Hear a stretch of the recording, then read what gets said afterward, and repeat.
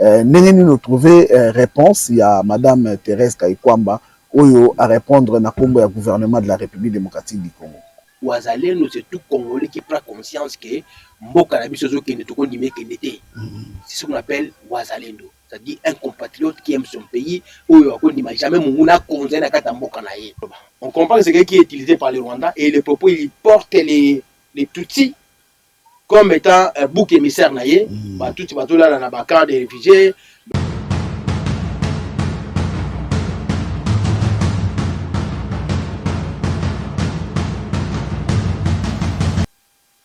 Bote, bonjour, boye bolamu na émission na bino tolobela IDPS ya mokola lelo. Émission oyo wapi ezalaka partenariat au chaîne na bino Maïra TV azalaka nango na bandeko na biso ya IDPS Fédération ya Mwanda awa na Congo central. Alors, tolobela IDPS ya lelo tozana ba sujet certainement d'actualité ndenge boyebi ndenge tombieto solaka na bino parce que IDPS en tant que parti au pouvoir azana devoir chaque fois ya ko informer ou soit ya ko défendre mandat na bon parce ba kozela kaka te soki mande komi na suka pour que ba luka ndenge ni ba ko défendre ngo. Voilà pourquoi bande kwa IDPS ba senga biso soit ba poussa na pemie na biso na contrat autres zaka na ngona bango à chaque fois ba yaka dès qu'il y a des sujets d'actualité ba tindaka toujours mutu moko oyo ayaka pour que a lobela yango. Alors sans plus tarder boyebi que semaine oyo tozaki na mwa ba sujet ebele entre autres dossier à Constant Moutamba, qui prise en délibéré, gouverneur ni procureur général à sala qui réquisitoire naie, Togolo Belango awa, toza na dossier ya bandeko ya ensemble de la République ou ya Moïse Katumbi, ou basala qui conclave na bango du 12 au 13 août, basala qui moi ba résolution na bango na suka nango, basala qui déclaration moko politique, alors Togolo Belapé par rapport na yango tozana ba sujet misusu par exemple ndeko nanga tokaki ba propos moko atena ki esali pe tolé wa mekai ko koloba ke non ba Swahili baza ba wazalendo baza seno e ba Swahili baza manipuler na gouvernement ya Kinshasa pour que ba bundisa ba ndeko na bango ba Swahili oyo baza na AFC M23 tozape lisusu na dossier oyo tokolandela de près oyo ya rendez-vous apparemment et communauté avorté toyebi te mais tokolobela yango quand même parce que oza sans ignorer que ba opposant balobaki que non il fallait qu'il va se retrouver tout autour de Joseph Kabila pour que ba qu'est-ce que ils doivent faire. Alors information soit actualité et appels sous provocation oyo République démocratique du Congo amoni République ya Kenya et Sali en se décidant il y a roluka kofungola consul ya na Goma.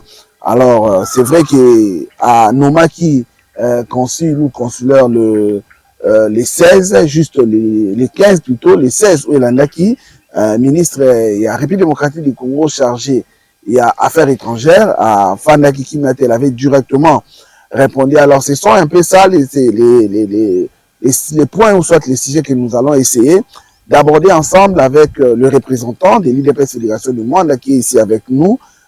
C'est M. J.C. Boukanga qui est le deuxième vice-président de l'IDPS Fédération du Mwanda qui joue l'intérim du président fédéral parce que dans un cirque Tolobela qui a un long et large, comment est-ce que a commis ou soit à jouer rôle wana président fédéral. Alors on en a parlé. Pour nous avoir information clarté, ils peuvent suivre notre émission à tout le IDPS à la fois passée. Ils verront tous les détails là-dessus. Alors, saluer afin que et permettre biso to compte directement na ba vif ya basiki na biso. Négocier mbote nao. Mbote mingi de Franck. Oui, bola mu na émission na bino to le IDPS. Merci beaucoup l'invitation. Il y a autre aussi na ba combattant, ba combattantes nous sur base à la tranchée parce que émission na biso to le IDPS est bandi. OK, merci beaucoup. Comme d'habitude, to banana écho ya IDPS Fédération du Mwanda. Négocier toki ko yeba nini par rapport à semaine oyo et où tu peux achever, qu'on s'achever. Qu'est-ce que les gens, qu'est-ce que les combattants de l'IDPS peuvent retenir de ce qui s'est passé au sein de votre fédération de l'IDPS Mwanda? Merci beaucoup, mon amboka pour la oyo la IDPS Fédération de Mwanda. Yambo, eux, activité principale, il y a semaine, il y a une réunion hebdomadaire dans la fédération, il y a une Ligue des jeunes, Ligue des femmes, il y a une section, il y a une cellule, la réunion, juste après chaque émission, je crois, on a vraiment pour être notre présence dans la cellule. En dehors, dans le département de l'organisation et implantation, il y a Moussala sur le terrain. Il y a télémisa parti, il y a télémisa cellule où il y a un déplacement pour un comité où on va se réunir pour prochaine descente et ça vraiment pour installer certaines cellules où il y a Sikato créé parce qu'on a créé encore beaucoup de cellules. Ah bon? Beaucoup de cellules sont créées, donc toujours qu'il faut installer d'ici là et là pour le programme qui est là-bas intérieurement aussi il y a Mboka Mwanda. Ok, merci beaucoup. Donc, en bref, l'IDPS Fédération de Mwanda est en forme d'un lobby, réunion sort. Ils ont quitté en commençant par le comité fédéral au Basanganaka vendredi. Tout ça vendredi. Comité fédéral vendredi. Oui. Samedi, tout ça dans la Ligue des jeunes, la Ligue des femmes Basanganaka. Ma section. Et section, à Bengisi, la présidence célèbre Basangani, et puis Célil, Baye, Bakutani dimanche. Dimanche, ok. Merci beaucoup. Donc, justement, la fois passée, Namoni Omega qui a insisté sur que réunion Nabino, il y a un comité fédéral, apparemment beaucoup moins pour élargir en gros. Il y a président, il y a Ligue des jeunes, président de la Ligue des femmes, il y a président sectionnaire. Est-ce que ils ont qui respecté au semaine? Il y a un monde, mon message, on a besoin parce que ceux qui peuvent jouer, l'élément clé, il faut pas y aller à niveau fédération. Voilà pourquoi on a réunion, on a besoin du comité fédéral. Présence, il y a président de la Ligue des femmes, Ezali. Présence, il y a président de la Ligue des jeunes, Ezali. Puis, président sectionnaire. Parce que c'est la fédération. N'est pas en matière, au niveau, il y a différents structures. Bien sûr, ceux qui ont besoin d'informations, au tel Baselil, Baksakaman, Bango, Nengeni, tout super information, Nengeni, combattant, Bazo, adhérer à niveau parti. Donc, c'est un peu ça, voilà pourquoi Bazaka, dans la réunion d'Abisso, il y a vendredi, il y a comité fédéral. Merci beaucoup, le projet, vraiment, c'est très clair. Ça se voit que vous êtes en train de travailler. Et apparemment, c'est comme si vous décidez vraiment que non, l'IDPS Fédération de Mwanda, il faut à refaire surface parce que beaucoup de gens vous ont critiqué juste après les élections de 2023 parce que vous savez qui zéro dans la députation nationale, la députation provinciale apparemment, vous voulez refaire les choses et que Makambo qui est de Liboso pour l'IDPS Fédération de Mwanda. Bien évidemment, c'est, vous savez, tout ça, nous sommes les plus grands partis, les mieux installés et implantés dans le Congo. Donc, ils ont combattu, ils ont pu Tembera Moutouté. Exactement. Yébani, qui nous, voilà, tout ça, vraiment les partis les mieux implantés, les mieux structurés d'ailleurs. Donc, il y a un autre qui vraiment, pour ta autozoka qui est en 2023, qui a ôté. Donc, il faut tout l'accès de quoi nous sommes capables pour aider, telle émission à force, en fait, que la 2028, total avec une assurance totale pour tout rafler siège pour la partie. Exactement, je vous souhaite bonne chance. Je crois qu'ils sont normal parce que ils ont objectif, ils ont poursuivi dans la partie politique l'Union, ils ont conquérir le pouvoir et puis conserver le plus longtemps possible, mais de façon démocratique, je crois. Conserver le plus longtemps possible, donc remise et reprise des agrands. Ok, merci. On est sur le terrain. Ceux qui vous allez réellement bon, espérant qu'ils ils allaient concrétiser. Merci beaucoup. Je crois qu'avec ça, tout permettre de passer au sujet suivant. Bon, on a l'INA qui tombe un peu pour perturber l'ordre par rapport à Numiraki. Tout un dossier concernant Mboka. Concernant Mboka, c'est-à-dire tout un dossier Oyo est créé tous les 15 dans les 16 hours, c'est-à-dire vendredi et samedi. Et ça, par rapport, il y a nomination au président Ruto, il y a Kenya à Nomaki, a nommé consul à Sika na Goma. Goma oyo wapi na minito tozoloba, ils a géré na ba rebelle, ils a géré na Kinshasa ou soit na gouvernement où ils a officiel où ils a reconnu. Alors juste après en gros, tout le monde qui est ministre ya Affaires étrangères, madame Thérèse Kaikomba Wanière, oyo wapi a réagi ça qui balamoko par rapport à Ilokoana parce qu'ils ont vu que c'est comme si c'est une provocation de la part de Kenya. Alors, yo en tant que cadre à parti, d'abord lecture nous a par rapport à provocation wana oyo président ya Kenya sali enfin nengeni nous trouver réponse il y a madame Thérèse Kayikwamba oyo à répondre na kombo ya gouvernement de la République démocratique du Congo. Merci beaucoup Mwanamboka, c'est vrai, c'est une question oyo sali tolé na week-end. Exactement. Et 15 tolali tolamuki toyo kindeko moko oyo aza président ya Kenya. Président Ruto alobi ke anomi azo fongola conseil ya Kenya na Rwanda anomi ya na Goma anomi watu. Bon, on a trouvé c'est une frustration par rapport na oyebi ke toto récupérer presque 600 titres miniers. Où ils ont détenu na bateau basé na droite. OK. Donc certainement va se retrouver na Kawana. Il y avait donc Yobika ba combine. OK. Et ils ont tout récupéré, ils ont étendu à presque 30 000 km². Okay. C'est plus que tous les territoires rwandais. Ah bon? Oui, oui. Donc, c'est-à-dire, ça revient maintenant au Congo. Donc, de façon officielle? De façon officielle, donc, il a apporté quelque chose, booster encore l'économie en Mboka. Donc, voilà, ça revient certainement, parce que je n'ai pas de précision là-dessus, mais il y a certains présidents africains, il y a certains collaborateurs de fantaisie. Donc on a parlé même des représentants européens. Oui, surtout des représentants. Voilà pourquoi depuis que le Congo est dans le monde entier. Okay. Donc on dit qu'autant d'autres pour un pays parce que derrière ces pays, il y a des choses. Ils ont leur intérêt. C'est la façon dont les régimes passés avaient géré le pays. Donc, au revenir dans Congo, pour la Bolama Congo, nous avons bénéficié d'ango. Certainement, notre modèle, on a pu se retrouver dans Kati Magambongo, parce que Oligoro Bassanjo Basana Kati. Donc, au moment où les Sud-Africains belé Basana Kati. Donc, c'est vraiment Kagame, lui n'a pas Museveni. On a parlé aussi de beaucoup des officiers rwandais.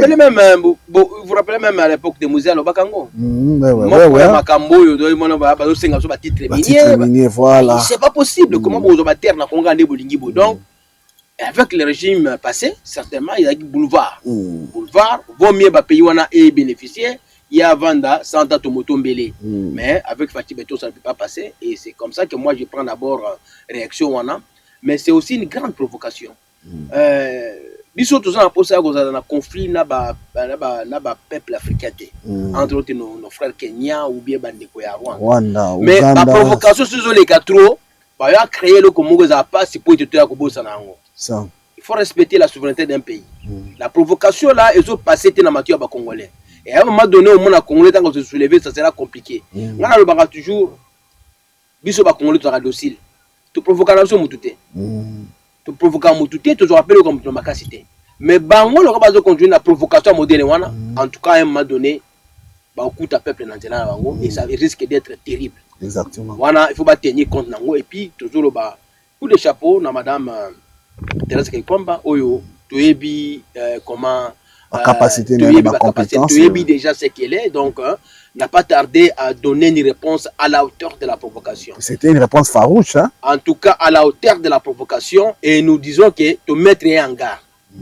Ce qui a méqui, qu'on débordait la limite, à côté du Congo au Kenya. Donc vraiment, on ne peut pas continuer à blaguer avec les pays comme ça. C'est pas parce que va combiner. Et on comprend maintenant pourquoi, même temps où force à IAC, vous avez déjà la Kenya, vous vous rappelez, le général Kenya qui a fait que nous voilà Bambo comme ça est tombé. Il a été réprimandé directement par les chefs de l'État. Image en ça viral, et ça viral dans les réseaux sociaux et à Sengakaba Longolae à Kende. Donc parce qu'on avait compris que Bato Bazamabe, Bazabatu donc attaque toujours sur le Mamboka, on va complice parce qu'il y a des intérêts obscurs. Donc aujourd'hui, toujours mon oui, effectivement, la complicité dans le Congo est penza. Pays belé, nous devons faire très attention les Congolais parce que Makambo biso ba Congolais ko leka souté. Merci beaucoup Makambo pas Congolais ko leka souté, c'est très important de négocier, c'est parce que nenga lobby souveraineté à Mboka qui jamais qu'on a négocier, c'est vraiment une très bonne chose. Moi personnellement, j'ai apprécié cette je peux dire cette automatisation wana oya madame Thérèse Kayikwamba aussi tout fait, aussitôt répondu, vraiment c'est une bonne chose. Ça montre qu'aujourd'hui, que la République démocratique du Congo, la République démocratique à l'obité, aujourd'hui vraiment, c'est comme un éléphant ou un lion qui se réveille dans le sommet et ça, c'est vraiment à mettre dans l'actif du gouvernement actuel, du gouvernement qui est dirigé des mains des maîtres par Madame Jititsumi Noa et qui est coordonné par Fatou Béton, qui est le visionnaire numéro 1 de ces quinquennats au Ibanda qui dans 2023 si na 2028. Alors ceci étant dit, c'est toujours que Nembalamon a sujet au Ilandi, sujet à dossier de Constant Moutamba. Tovandi, Tomoni d'abord premièrement réquisitoire, il y a procureur Oyowapi à requérir 10 ans de prison et puis des travaux forcés dans les Constant Moutamba. Alors que condamné de Moutamba na 10 ans sous Oyo Atika la Rosala ni élu, donc c'est-à-dire qu'il ne soit pas éligible. Basengi pe mongwana ezonga na caisse à l'État.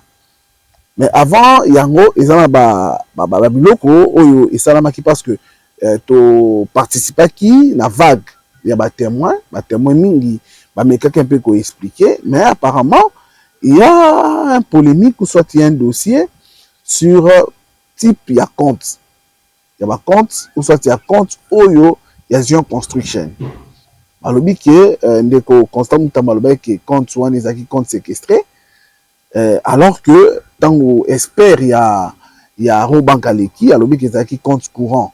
Alors et puis selon eux ceux qui même et salami qui non mbongo wana ezala retenu tilelo na banque ezana banque, c'est parce que c'est na ref nde a remarqué qui transaction wana suspect oyo esalaki que non apé sa ordre ba bloquer dans nos comptes wana et permettre bango ba sala ba enquête. Et c'est ce qui a fait que pour un procureur a moni déjà que intention ou soit mon ezaki a détourné parce que moi qui déjà na compte il y a l'État qui na compte il y a société Zion Construction. Polémique wana eza tellement ébélé au point que bato misusu pe bandobe que non Constant Moutamba azaki innocent, il y a d'autres personnes qui s'est réservé. Apparemment et cause à la solo, mais il y a d'autres personnes qui insistent de l'innocence de Constant Moutamba parce que pour Nabango le fait que mon nango touché té donc Constant Moutamba aza innocent. Dégoji c'est n'habité par rapport il y a lecture wana ona sali, qu'est-ce que vous avez comme interprétation par rapport il y a dossier Constant Moutamba oyo pour na to retenir qu'ils a déjà pris en délibéré et que sentence togoye bango le 27 août prochain. Merci beaucoup Mwanamboka tolandi penza na bokebi mingi nenge procès ya ex milita Eleki et puis na ndenge to assister na vague ba témoignage à Baleki donc ba oyo so Baleki na ko témoigner bazaki impliqué ba Rose Mutombo ba expert à banque et tout Zion, les meubles là où se trouvent les Zion, CTC je crois, donc Baleki, la dame là était passée, donc on va te bêler Baleki l'équipe. Bon, qu'est-ce que moi je peux dire? Plaignant ils ont la République démocratique du Congo. Exactement. Mongo, il y a la République démocratique du Congo, et Bungito et Bungité. Pourquoi ils en ont compte? Moi je crois que tout est clair. La République a récupéré son argent, va formaliser procédure de manière que prison wana etongama. C'est vrai. Moi bambeba miki ekozala. Na kolanda ba certains témoignages ne tozolo ba wana. Inattention pe kozala. Inattention ekozala sans pour autant zakaka il y a des détournements. Parce que quand la mbongo pe magina na kati ya bakité donc peut-être procédure mususu ezaki respecté. Mais à dire qu'il faut ajouter 10 ans de prison. Non, pour la 10 ans de prison c'est trop. Non, ils est belé. Donc et c'est trop. Ils est belé par rapport à ba homme tout le monde qui ba yibi bambongo bazo tambola librement. Na ko sa moto mbongo na ne limité à 10 ans. C'est en fonction de quoi je ne sais pas parce que la République n'a rien perdu. C'est vrai. De manière comment on appelle éducative, de manière du point de vue juridique aussi parce qu'il y a eu détournement parce que selon Bango détournement ça l'a mis tant mbongo longwe qu'est-ce qu'il y a l'État et qui est une caisse privée sans qu'on respecte procédure et qui compte mon on peut qu'il na compte mon courant ou que vous allez utiliser à n'importe quel moment. Cet élément là quand même est frustrant à te belé. Nous devons être clairs parce que nous souvent de près si tel est le cas réellement n'engue ba le biwana on trouve quand même il y a une légèreté par rapport, parce que tout le monde pouvait prendre l'argent. Oui, tu étais à Sénaref. En tout cas, coup de chapeau là bango, ndenge ba vertir avant bon week-end. Donc vraiment, ils ont quelque chose à encourager, parce que tout le monde a soloté. Il y a des services parce que ça la pour être dernier public et la conserver, la utiliser à bon escient.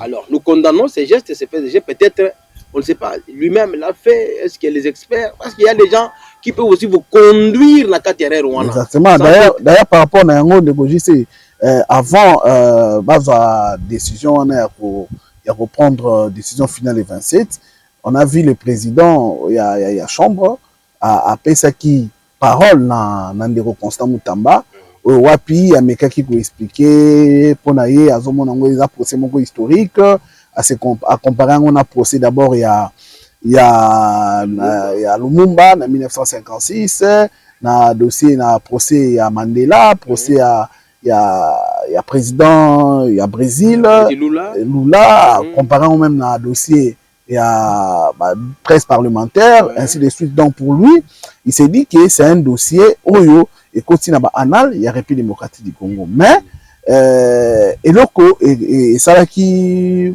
est apprécié qui moi battu belé.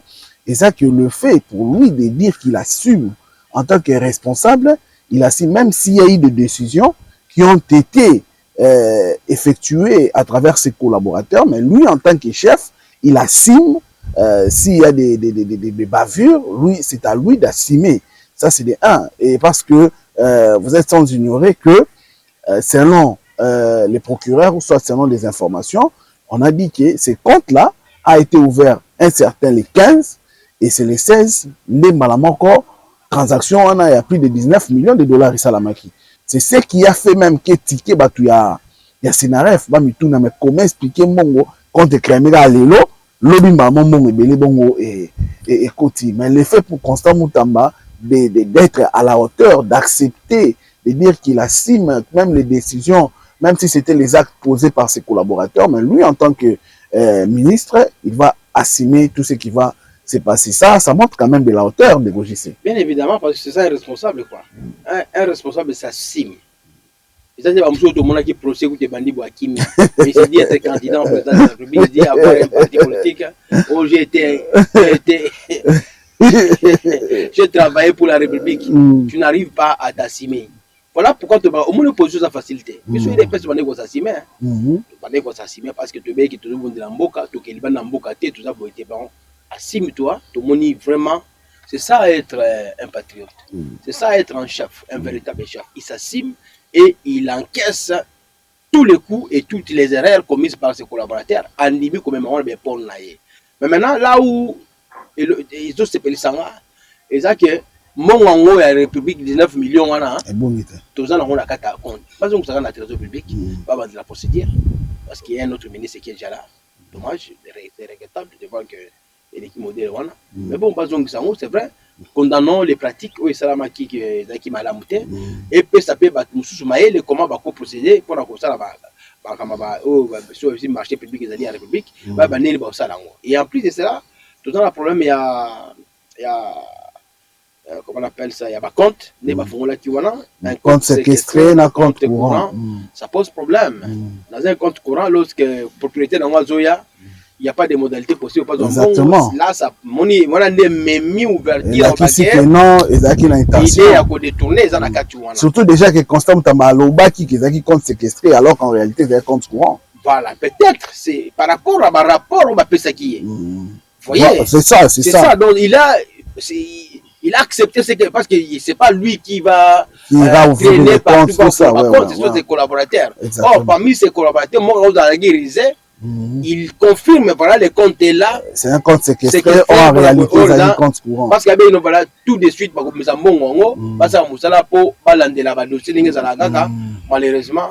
malheureusement, les services de l'État, qui ont et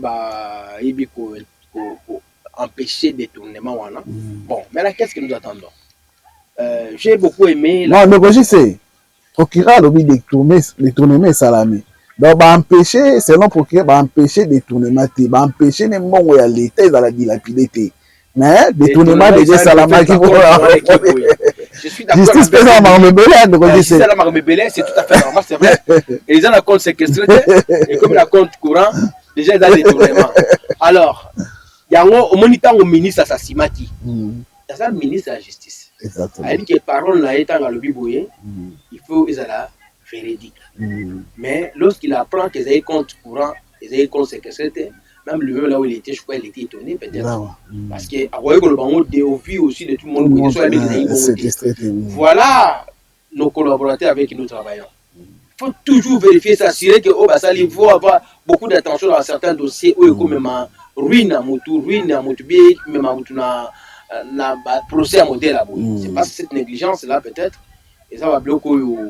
Et qu'on m'appelle toi condamné, mais pas à 10 ans. En 10 ans, bon, je crois que 10 ans c'est trop, parce que déjà, ma tante Amponio, lui quand même, l'argent est monalité, mais lui, néanmoins, l'argent est là. C'est ça que beaucoup de gens disent. Mais le projet, c'est est-ce que, pensez-vous qu'avec les qualités de Constant Moutamba, est-ce que demain, il peut encore jouer un rôle important pour la République démocratique du Congo? Bien évidemment. Nous avons suivi le procès de 100 jours. Kamere est aujourd'hui président de l'Assemblée nationale. Vous comprenez? Même si ces procès-là, ils ont qui vraiment eu bien les cas, donc ça sert à tout bandela. Ils ont un exemple de PC. Mais constamment, à mon avis, d'abord, le travail qu'il fait sur le terrain, la façon dont il travaille avec le ministère. Et surtout qu'un bon guité. C'est ça ce qui nous rassure aussi. Vous avez un bon Zali, certaines procédures sont biaisées. Ok, donc vraiment, regardons, ils ont la procès disciplinaire. On a il y a Kotonga, qu'on doit charger l'infrastructure pour l'État congolais. Ça, là, on a des normes, vérifier, contre-vérifier, de manière à tomber dans la même piège. Parce que je ne pense pas que volontairement, ancien militaire, le but qu'il a été contre séquestré, quand on a le Yengue, il a dit la parole, et qu'on était cher devant la justice, alors on a dit la légèreté. Cela veut dire qu'il est aussi suspect comme tout le monde d'apprendre qu'ils allaient compte courant, ils ont compte sécurité. Bon, ça reste aussi à vérifier parce qu'il faut toujours vérifier parce que politique est dans ma mébélé. Dans ma mébélé, il faut la même compte des fois. Je ne sais pas ce qui peut, on ne sait pas si réellement l'hypothèse est accomplie. Il faut faire très attention par rapport à ça. Merci beaucoup de Cogiste. Alors, et puis, possibilité, tout est dans le dossier suivant, dossier Oyoapi Tolobaki. Il y a Bandeko, il y a Ensemble de la République, il y a Moïse Katumbi. C'est vrai que c'est une émission de l'IDPS, mais ceux qui tournent le dossier Ensemble, parce que ce sont vos opposants, parce qu'ils vous ont en principe dilapidé, donc mais qui est un peu étranglé, ou soit par rapport il y a déclaration politique na bango qui juste après conclave na bango oyo ezaki na Bruxelles, conclave oyo wapi banaki les 12 c'est là qu'il est 13 août. Est-ce qu'on a qui n'a nous restitution à conclave wana? Bon, en tant que politique, j'ai suivi les communiqués finaux. Bon, j'étais un peu déçu, hein, comme d'habitude, dans l'équipe très déçu parce que bon, na Rolanda Bango, du début à la fin, ceux qui avaient besoin de ça en boca. Moi, il devait d'abord commencer par condamner. Condamner d'abord ce qui se passe au niveau de l'Est. Et il se préoccupe de Tshisekedi. Vous comprenez? Tout ça, dans le mal du Congo, c'est... Non, Mabé Ali Bosomoni, ils n'ont pas condamné Marameleki dans l'Est, et particulièrement à Goma, na Bukavu, massacre, ils ne condamnent pas. Mais quand même, ils ont dit qu'ils sont inquiets par rapport à la reprise et à la guerre. Ils ne sont pas inquiets parce que Katumbi est cité dans les rapports, là-bas, tout va soutenir la rébellion. Ça, c'est en 2D. Il a beaucoup de comptoirs d'or, au niveau de Rwanda, ou au Qatar. Donc, pourquoi c'est bon?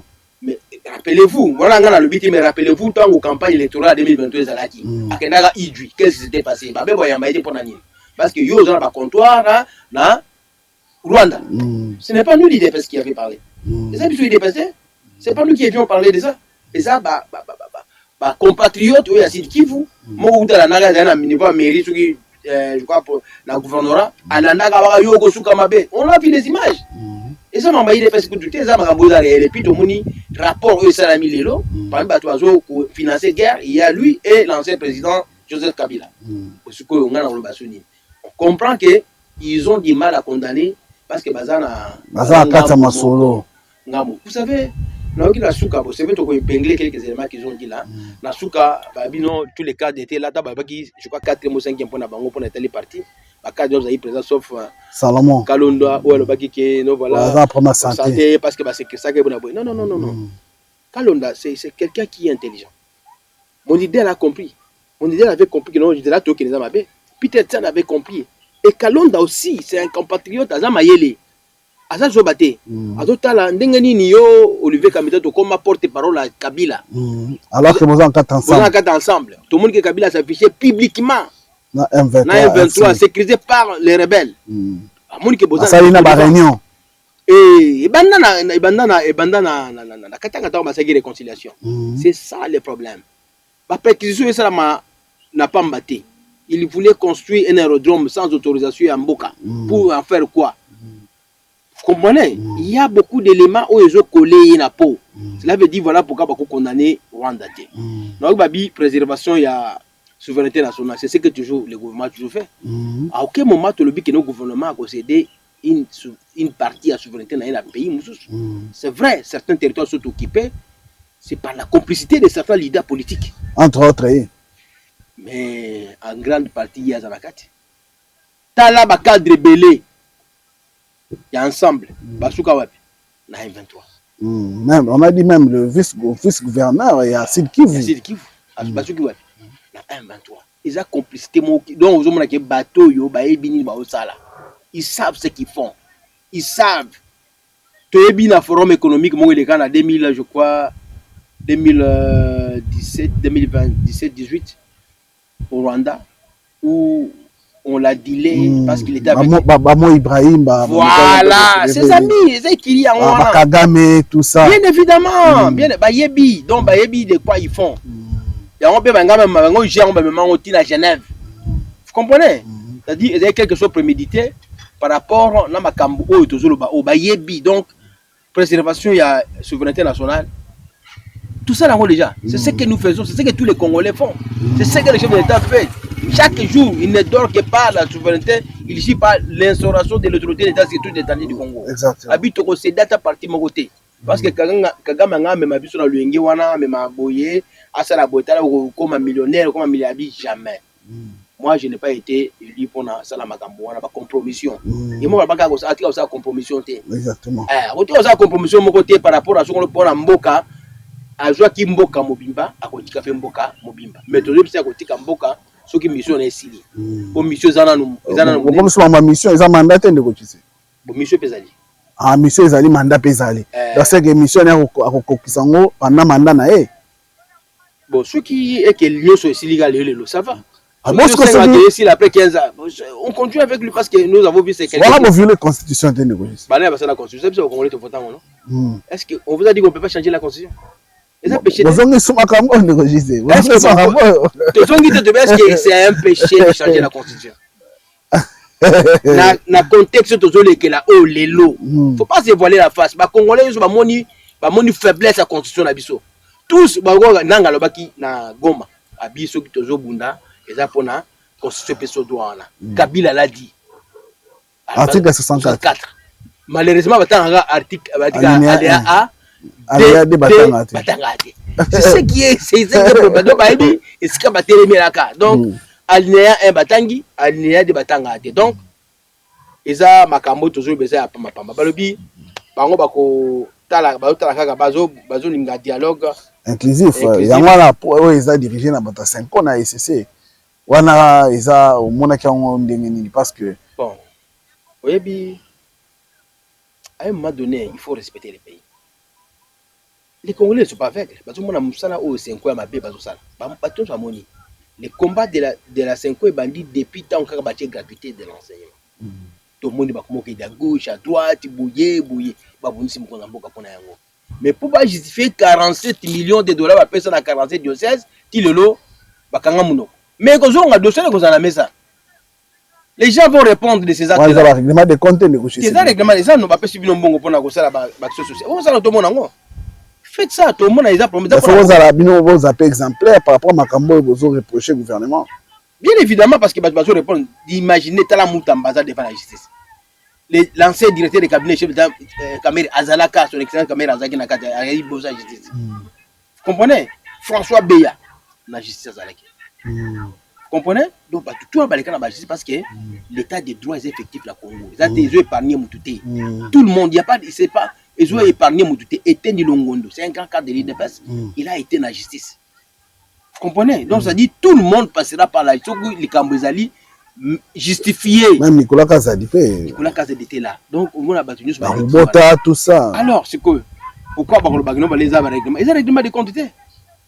C'est-à-dire, tu as reçu une stipulation, tu as reçu une rumeur, mais pendant que tu as la justice pour justifier ce qui a yibakité, a yibité. Ils ont dit que Mutu a yibakité. Non. Ce qui a yibaki, a yibaki, va sanctionner, va salabouer. Ce qui a yibakité, va innocenté. Donc, c'est ça la justice, c'est un règlement de compte vis-à-vis de Bango. Et dialogue avec la Senko, il faut oublier. Format Senko, il ne va jamais. Parce que le format Senko, il ne va jamais.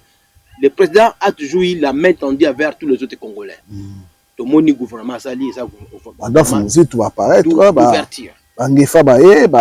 Si réellement nous aimons notre pays, alors, tout le monde a bâti Senko dans la SCC. Il roule pour qui? Tout le monde battu. Et là, moi personnellement, il y a été la démarche, c'est pour le président qui viendra. Vous comprenez? Non. Ça, c'est vraiment c'est moquer de la liste des DPS. C'est parce que nous sommes disciplinés. À l'époque, il y a peu perdu. On les avait. Hein? Oui, Kata Bango Penda. Vous comprenez? Est-ce que vous comprenez? Ils ont même profané les lieux de culte. Mais regardez les DPS, tu as violent, tu as mais total, nous sommes civilisés par rapport à l'idéologie. C'est un parti non violent.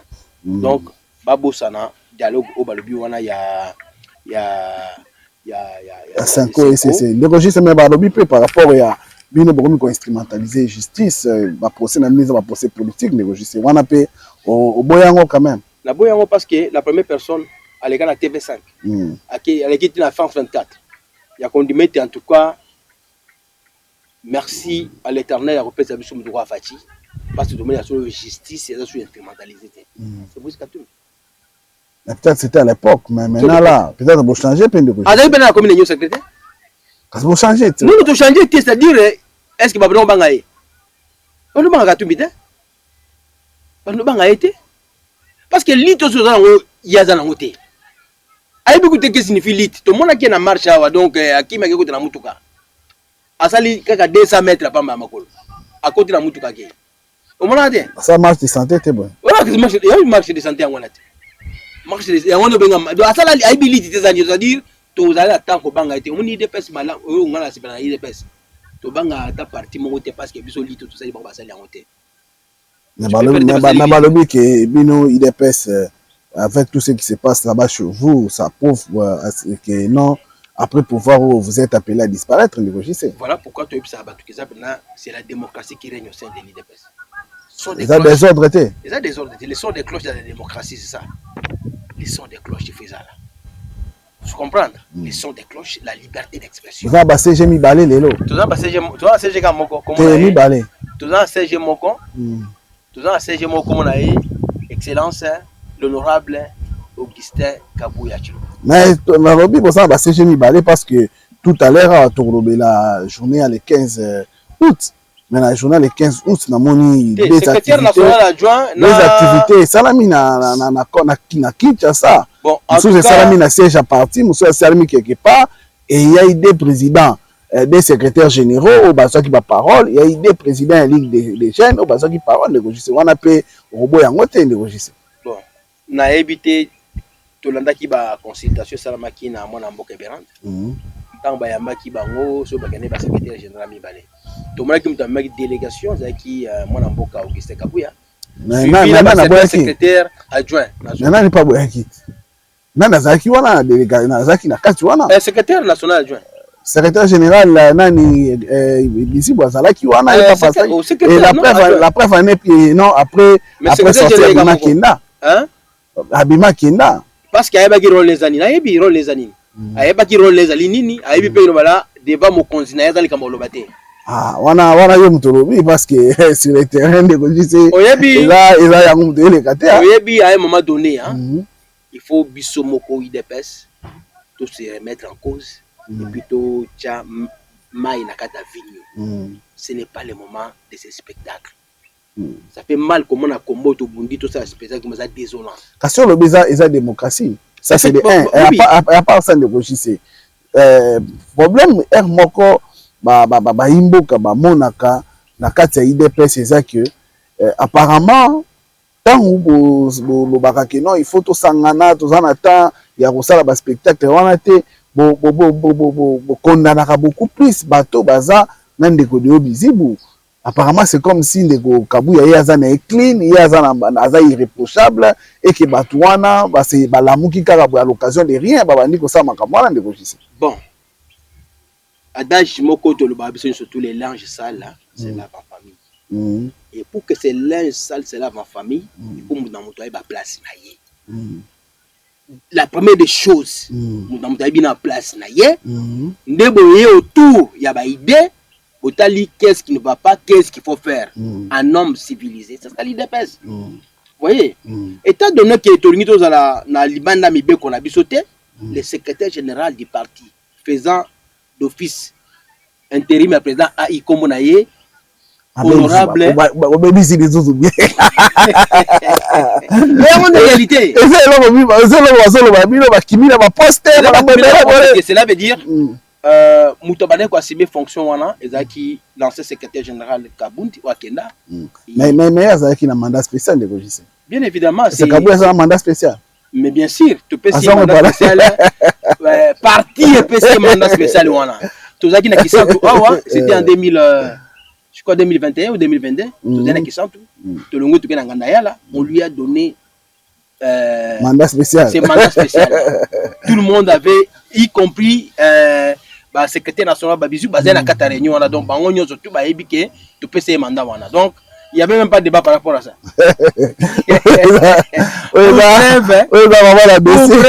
Na élection to kendaki mutamemaki biso nyonso mutafuna ikozwa batu nyonso tout ezaki le secrétaire général Augustin Kabuya.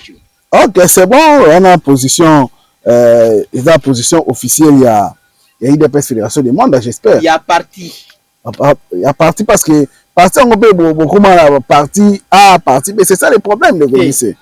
Bon, nayebi que mais attention on a un dossier nani pour amoni ego risquer to kinde musika pamba parce que mais la raison de la dossier merci pas de problème la ligne qui to soulever ba lobi makambu ya instrumentalisation ya justice dictature on vous reproche aussi l'ensemble vous reproche aussi la dictature sans précédent au récemment dans la République démocratique du Congo. Bon nayebi te qu'est-ce signifie la dictature bon nayebi te bon ngala tuna ka question boy. Ce qui dictature les alaki, mais l'ensemble fonctionne à la Congo. Comment ça? Akasi dictature parce que tu as dit que ba épinglé leader na na katia ma mouvement rebelle. Mais l'ensemble fonctionne à la ils sont dans les institutions de la République. Ensemble basé na kata ba institution. Boye bisa ngai cadre nini ya ensemble ou dans institution ou dans menacé. À certains aucun cadre de les partis fonctionnent correctement bazo teni ba réunion na bango ndenge sengeli. Là boy que ça dictature. La vie cap il y a ensemble babi dictature. Est-ce que Katumbi mais ba pour na bango te négocier ba pour na Congo mobimba.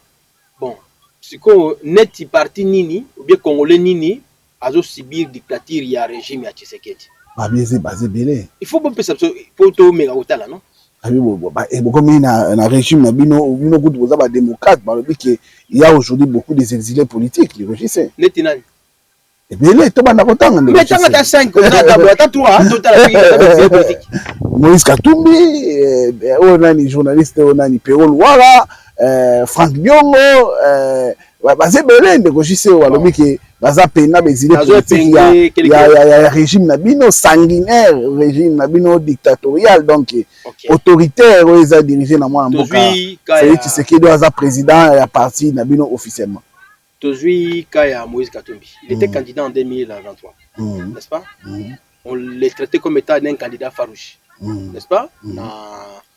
Pour empêcher son excellence à le deuxième mandat. Il a sillonné toute la République démocratique du Congo. à part le scénario, au bano ça ba scénario, n'est-ce pas? Ba scénario, ah ba empêcher ba scénario à bango moko. Même à moi d'appel, Tous les ans la image, ah écoute on est toko le belate parce que nous étions là, nous avons vu. Donc ah où t'as comme mécanisme faut balancer les images. On va balancer le scénario ndenge zalaka et puis na kansi ba koloba sur le côté. Donc scénario ah tu binenge les kaka yo nanga to yebi. Ah wa to yebi les kaka. Il a sillonné partout. A proclamé bazongi pe il était tranquille il avait dit n'importe quoi dans un meeting na katakatanga, il était libre pour to la muki ba ko mona ke no bala ndeko azo sala aérodrome azo aménager babi oh so zo aménager ba mabete mais so autorisation pesa total atanga moni ke non c'est aviation civile ezakité a moni ke so na tikali dossier yo na rebelle ninga zali boye et ko poser problème parce que les véritables renseignements biso to na ngombe nate okonza mboka za ba renseignement ya Congo avant lala aebaka l'état ya mboka l'état sécuritaire nyonso qu'est-ce qui se passe ni bazo ayebi et il avait compris que ba dénicher le comme songo parce que ba no compter na complicité ya bana mboka ya katanga ba bité biso to ko cautionner le côté exactement aki ye moko abimi azaka ni na mandat azaka ni na procès akenda ye moko pe te bité zonga ndenge ni Tozi mon amboka Pierrot Loire. Pierrot a travaillé avec Samuel Konde, non? Il était dans les voyages, à Katanga, attaché de presse, non? Attaché de presse. Moko attaché de presse. À quel moment, lui, il avait un problème avec un individu. Bango, ça a un défi. Ça n'a rien à voir avec le régime. Ça n'a rien à voir avec le président Tshisekedi. Pourquoi est-ce qu'il vous vilipende matin, midi, soir? Parce qu'il est acheté par les M23. John Lungu Lalobango. Il est pendant. Il est au service, il y a il est au service, il a voyagé même le passeport rwandais. Bon, dans le registre, si je comprends bien, quand on soulève le point, on décortiquer, c'est pour dire clairement que non, dans votre régime, c'est pas un régime autoritaire, non? En tout cas, bon, peut-être, nga so dans le bilan, comme il le bilan, nga mon côté, le peuple congolais bazomona à l'époque de la dictature to monaki biso il est peut telemaki Mobutu to monaki biso il est peut ba parti politique to telemaki Kabila. Avez-vous déjà vu une telle manifestation au Congo depuis ces ans contre la dictature? Tout empêché tout temps. Si tenez les cas to mona congolais a manifester parce que congolais le loi de veiller que le peuple belé africain. OK, merci beaucoup de Gogi, c'est to aborder avant-dernier point dans Moningonga, Eza, Moninga, Bisoté, Pongongezo Kimambango. Parlons un peu du rendez-vous apparemment avorté. Il y a opposants. Il fallait qu'il va se retrouver entre le Sénégal ou na Côte d'Ivoire, na Kenya, où il va se retrouver tout autour. Il y a Joseph Kabila pour que commerce qui va qui sangana, il va faire la presque photocopie à Genval, mais jusqu'au jour d'aujourd'hui, on ne comprend plus, alors que Zaki annonçait avec pompe, mais au moment où nous parlons, les lots où nous enregistré une émission, c'est les dimanches 17 août, tout le monde silence radio. Qu'est-ce qui se passe, les logiciels? Qu'est-ce qui se passe réellement par rapport à l'Oko? Question les actes fondamentales. Au moins, nous avons communiqué ensemble. Balobi, pas tendre main. Opposition non armée. En d'autres termes, va confirmer que Kabila est une opposition armée. Et c'est un rebelle. On va avoir crédibilité. Tout opposant sérieux qui se rallie dans le mouvement, on comprend qu'il est du côté de l'ennemi. Mais Bassina qui n'a Kabila communiqué récemment. Bien évidemment, ça dit hypocrite, basé belé. Ce qu'on va dire, maintenant, nous saurons qui est pour la République et qui est contre la République. Ça, c'est un des deux. Vous savez, dans le cadre de l'Union africaine, dans l'organisation sous-régionale, nous sommes en Afrique. On a stipulé le règlement. Un pays a base arrière pour déstabiliser le pays. Ou à membre, il y a même. Effectivement, ça pose problème dans la place de Bako Sangara. Et surtout que Kabila s'est affiché publiquement avec les rebelles. Tout le monde en parle aujourd'hui. Maintenant, lui, Aroya, c'est tout un problème. Le pays où on a déjà relation avec le Congo, bien même avec le monde, c'est difficile. À moins qu'il y ait complice, il y a Makamozo et Ghana Est. Et le Sénégal. Je ne sais pas, je ne pense pas que le Sénégal a connu Madou Kouana. Dans limité Sénégal à cause de la vraiment la hauteur à Makamboyo. Ceux qui baquaient peut-être au Rwanda, Rwanda ba yoka sono. Certains auront la honte de là-bas. Uganda ba yoka sono. Peut-être Kenya. Donc Kenya toujours kanenge na Makambo Kenya au sala. Alinga créé précédent parce que déjà on dit que AFC Botama na Kenya. Exactement. Tu vois, AFC Botama na Kenya. Déjà ils ont précédent au tika biso na bango. Ata cash pe Botama na Kenya ndeko je sais. Bon cash Botama na Kenya. Tozaki na route te tozaki na ndeko Longwa c'est qui Kenyatta, c'est qui Kenyatta oui. Ouais Longwa mais route depuis il y a la position oh Kenyatta. À la kisi position il y a pour soutenir une rébellion parce que bazali na intérêt vis-à-vis na Congo. Toyebi na Chita Goma na Bukavu il y a eu des Rwandais, il y a eu des Ougandais, il y a eu même des Kenyans. On a attrapé certains Kenyans, même des cartes militaires, tout le monde qui a donc c'est un pays où tout le monde qui est très dangereux. Na bango facilement ils peuvent accepter pas accueillir na bango. Bien évidemment déjà bazo créer précédent. Pourquoi bazo différent bazo créer pour épais ça bango accès bayama. Ba yoka na bango sonité. Parce qu'aujourd'hui il y a des pays qui nous opèrent bazo favoriser rébellion armée. Au moment ba mususu bazo qui créer rébellion à partir de Belgique. Jacques Mamba wana c'est en Belgique. Donc c'est-à-dire aujourd'hui toujours comme non avec le temps son excellence Félix Antoine Tshisekedi dans la Kibiso ennemi à Congo ne bazo ba polele. Alors elles à la tenir de la volonté toza aux aguets toza là. Quel est ce pays là qui va accepter cette messe noire où ils ont endeuillé les Africains parce que les Congolais les Sud-Africains où ils ont déstabilisé sous région Mobimba parce qu'aujourd'hui les gens sont en train de négliger les conséquences qu'il y a ce qui les lots partis on a nous se embrasé. Nous ne sommes pas là pour observer comme Ramling Zali mais à un moment donné trop c'est trop il y a des choses autour de les cater. Donc quand on limite autant la résolution il y a communauté internationale donc on monite tient à ses mains nous nous préparons à tout.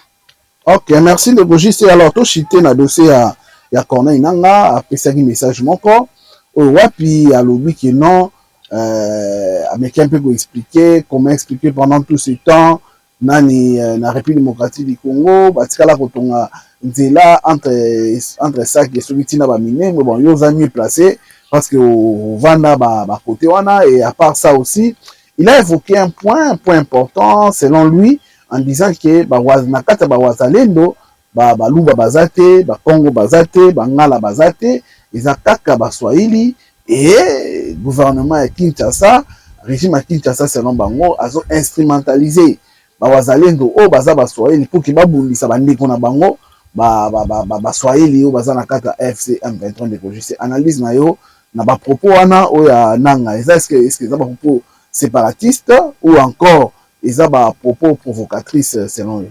D'abord ils ont propos séparatiste ça c'est il veut diviser les Congolais la monde a amnésique quand on a c'était des wazalendo pour arrêter les massacres au niveau des Kassai. Il n'en a pas parlé. Ils se sont levés. Ils ont dit non, tu retires mon abisoté.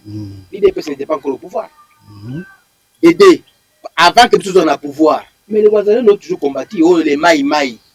C'est ça comme les Ouazalais sont des patriotes. C'est ça. Tout le monde est, tout Congolais patriote. Il est dans la confusion. Il a joué dans mot pour déstabiliser parce que c'est d'abord propos séparatiste. J'ai suivi ce qu'il a dit. Il s'est affiché qu'il est au service du Rwanda. Abi nous les Banyamulenge tous. C'est ce qu'il a dit. C'est-à-dire là, kuna bazala baka des réfugiés mais il a oublié que wazalendo ya ba province nyonso bakene ko soutenir baleko na bango. Bato bautaki bakatanga, bato bautaki Kasai, bato bautaki babandundu, bato bautaki na Baituri, bato bautaki ça. Il y a eu des wazalendo de partout au bayaki pour soutenir ba non, babungi pour na mboka tikato kene ko mundela mboka na biso. Wazalendo c'est tout Congolais qui prend conscience que mboka na biso zo kene to ko ndime kene te. C'est ce qu'on appelle wazalendo. C'est-à-dire un compatriote qui aime son pays où il n'a jamais mouna konzé na kata mboka na ye. Les propos séparatistes dont il parle, c'est très grave. Et ça, moko il y a ba élément bazwa parmi ba crime au bako contacté on les a parce que ça peut créer une guerre civile comme jamais. Il parle qu'il n'y a pas de wazalendo. Il y a ba tribu, il y a ba Swahili, et il y a ba Luba, il y a ba Ngala, il y a ba Congo. N'est-ce pas? Mais ça c'est grave. Maintenant, Abi, ba wazalo bazo ma bango na bango. Lui, entre guillemets, il prétend être sien au Swahili. Mais il ne voit pas comment il va Swahili par les Rwandais. Là où lui, l'équipe Rwanda, Goma, Bukavu et partout là-bas. Azoumane Babo Congolais chaque jour. Lui, il est à la base, il y a massacre à Congolais. Nous, on ne parle pas en termes de Congo, il y a Louba. Non, nous parlons en termes de Congolais. Nation. Aucun Congolais ne peut parler comme ça. Pourquoi nous avons la compassion? Parce que ce sont nos frères, nos compatriotes. Mais quand ils commencent à parler des tribus, alors là, ça devient grave.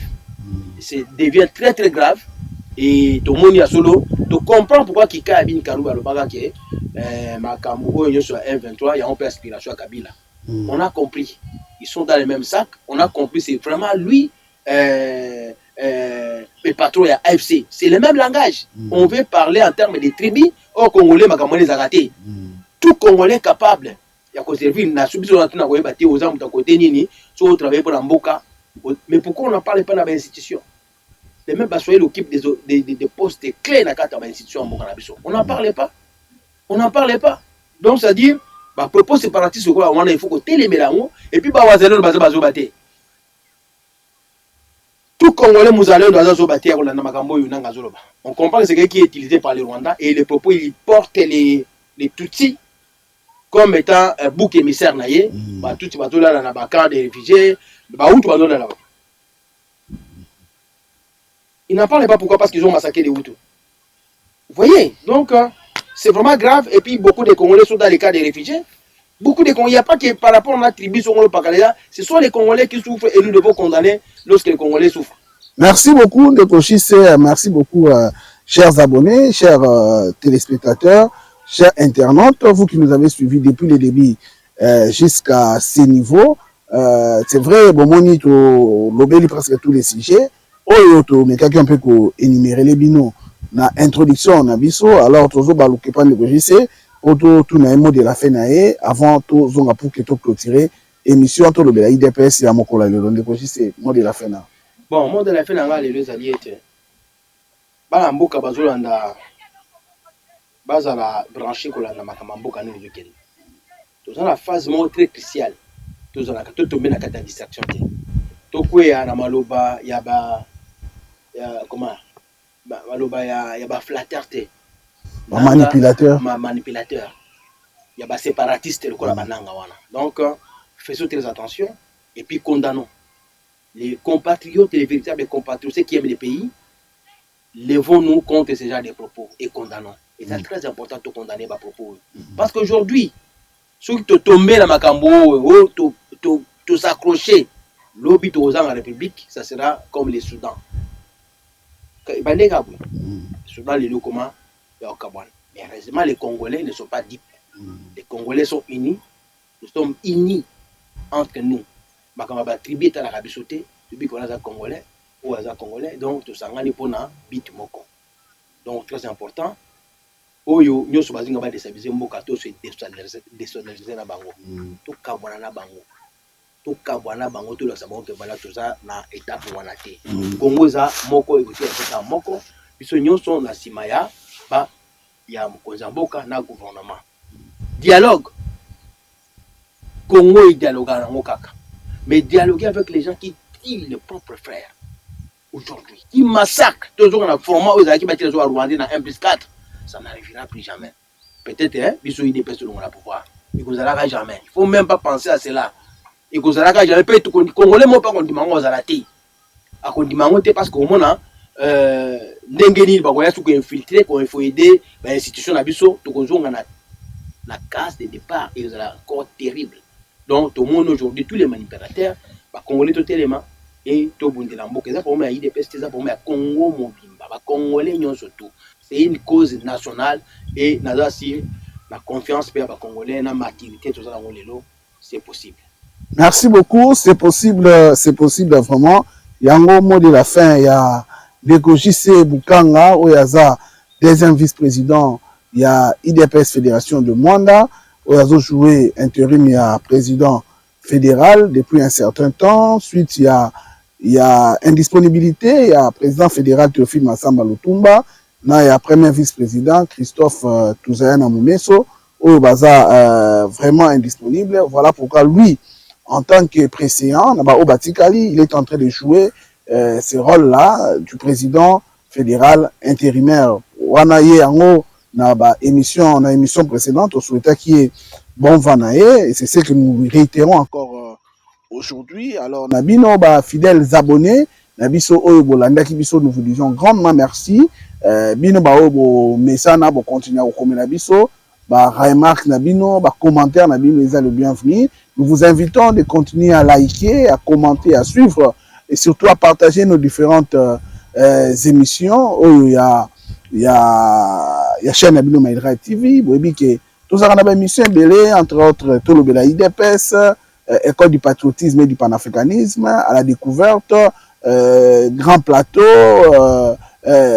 émission Belé, au Bino Boyebi, dans la chaîne Nabino Maïdra TV. Nous vous demandons de continuer à nous suivre. Pour ceux qui ne se sont pas encore abonnés, nous avons vraiment besoin de votre accompagnement en vous abonnant massivement. Merci beaucoup à l'ingénieur Richard Mboyo qui était derrière les caméras, lui qui nous a permis de vous arriver. Nous lui disons grandement merci et nous vous fixons rendez-vous très prochainement pour d'autres sujets d'actualité, toujours dans cette émission Tolobela IDPS. Merci beaucoup. Au revoir. Bye.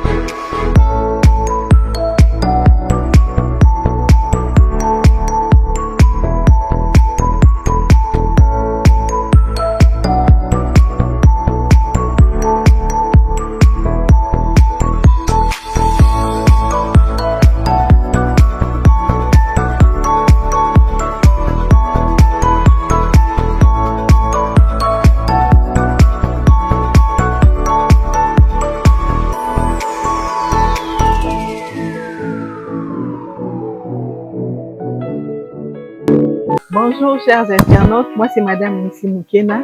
Je vous invite à vous abonner, commenter, liker notre chaîne Maïra TV qui vous apportera des bonnes choses, des bonnes émissions et des divertissements plus tard.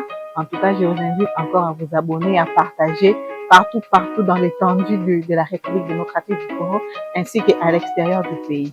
Je vous aime beaucoup.